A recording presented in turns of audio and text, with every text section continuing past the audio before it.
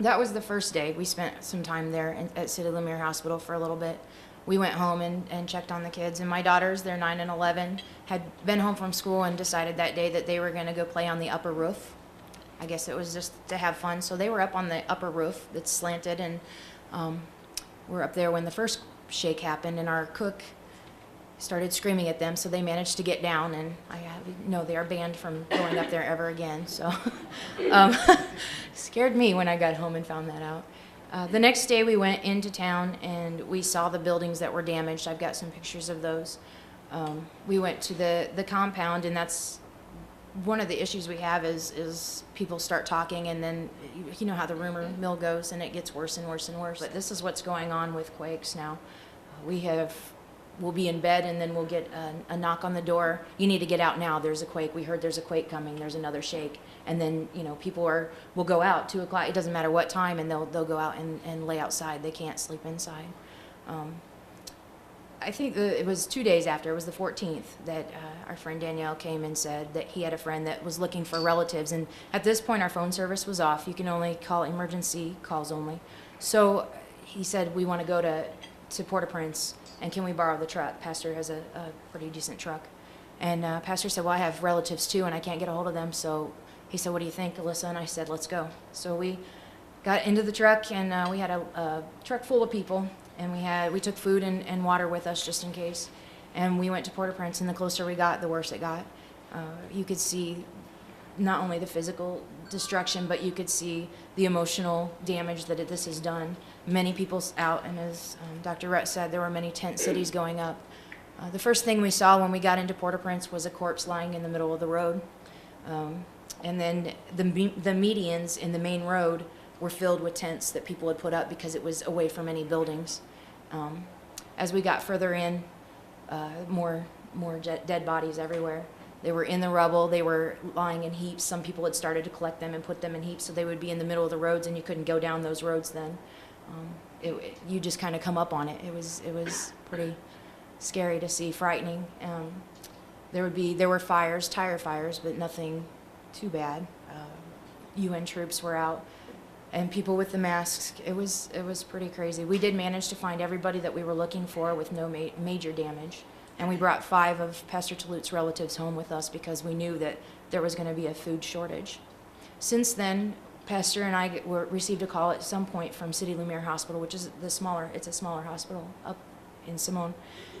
They asked for pastoral care. They said that we need it now. So we, put our proper clothes on, and we went up there, and we went bed to bed. We spent many hours up there, going bed to bed, holding hands, talking to people, providing as much comfort as we could. Heard many interesting stories, many sad stories. A young man who's a family of 9, and 4 of them got out. We were able to talk to him, and he was doing okay, but a few minutes later we heard him screaming, and we went back. Somebody had found a letter that his sister had written, and this was a sister that had died, so he was devastated.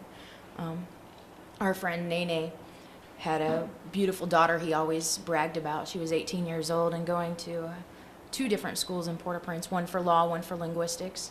And a wonderful young lady, and she was in school when the quake occurred. 3 of her friends fell on top of her. One landed on an arm, one landed on a leg, one landed on another leg, and they all died on top of her. When they finally were able to get her out, she had so much, not only the damage, but then infection, that her skin was pure, it was just black from the infection from these dead bodies laying on her for that long, I'm assuming. We went up to visit him and his daughter. There was a visiting group of missionaries that had been there during the quake, and they were able to get his daughter to Lakai. So the missionaries, they decided not to amputate. They thought that they could help with the infection, and at that point she was doing better. She'd gone through 3 operations by the time we got up there. And we spent time with Nene and her. And before we left, Pastor Tolute was able to speak to the young lady, and she spoke to him and seemed fairly coherent. We were impressed, and the next day we got a call that she died. So we attended that funeral, actually, the Saturday that I think World Mission Group came in. We weren't able to go meet them because of the gas shortage, but I was kind of glad that we could stay in Lakai and be there for Nene.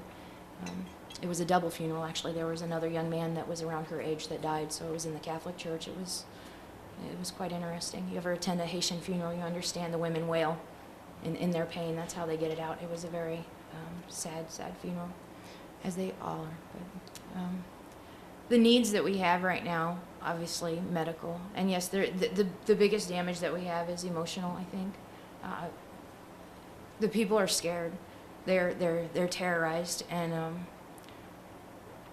they don't want to, even in Lakai, they don't want to sleep in their houses. My best friend, Finesi Elize, is the president of our church in Lakai, and he was in his house when this happened, when the quake happened, and to this day, he won't sleep in his own bed. He's scared to death. He sleeps at the church often. A lot of people have started coming in and sleeping in our church or in the compound. And then another issue is, he's a teacher, and the schools are closed, and we're not sure that they're going to be reopening this school year. So not only do our kids not get educated, the teachers aren't getting paid, so they're hurting. People I've heard from nurses who say that some people die after they hear that their relatives have died. I mean, that's how emotionally damaged they are. Today I spoke with Pastor Toulouse. I asked him what's new since Saturday when we evacuated, and he said that there was a French and an American expert that came to Haiti and has put out a warning that there could be another big quake worse than the first one. And to a people that's already terrorized, you can't imagine what they're feeling now. And of course the word, as I said, the rumor mill has gone out, and so the word's out, and they are petrified. And in a place where there's already so many needs, where we can't take care of the needs that we have, where our pastors, like Pastor Toulouse, take on extra jobs so that they can make extra money to help the people in their areas. I mean, Pastor Toulouse is the district president, and he's got the whole district of Lakai and has 40, 50 churches at least, and he's trying to take care of them on his own income from extra jobs that he takes on, and that's normal. So now we've got people coming in from refugees coming in from Port-au-Prince and other areas, and families that can't support themselves now have to take in their new family members, because that's what you do in Haiti. You take in your family when they need help. So they don't know how they're going to feed their kids. They don't know how they're going to feed these family members. So it's gotten much worse. And then the danger factor. We have escaped prisoners that we hear about, and things like that. I know that in Lakai, the maestro at our church is also in charge of the prison in Lakai, and there was an attempted escape from the prisoners, a breakout, and 14 prisoners were shot and killed last week. So it's kind of going on.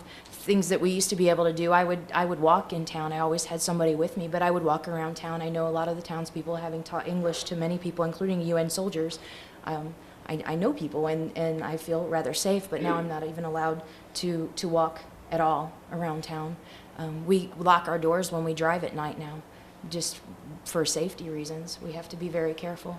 So we have danger with the incoming group, and we have a tent city now. We have a refugee city outside by our church, is the big Lakai soccer field, and the UN put that up to help with the incoming refugees, because the hospitals are so full that we can't house them all, and there's no beds for them there. So the worst cases go to the hospital. Everybody else goes out to the refugee camp.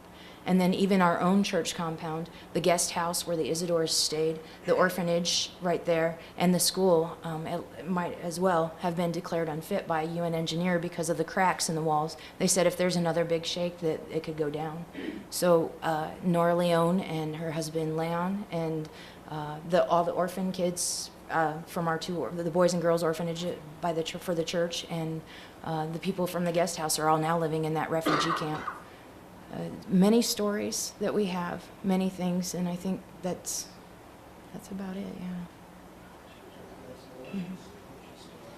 We'll see. I think I just wanted to, certainly we have to keep Lisa and the others that she's working with and her family in our prayers. It's a incredible experience, and as I said before, obviously hers was much more intense than our little visit was.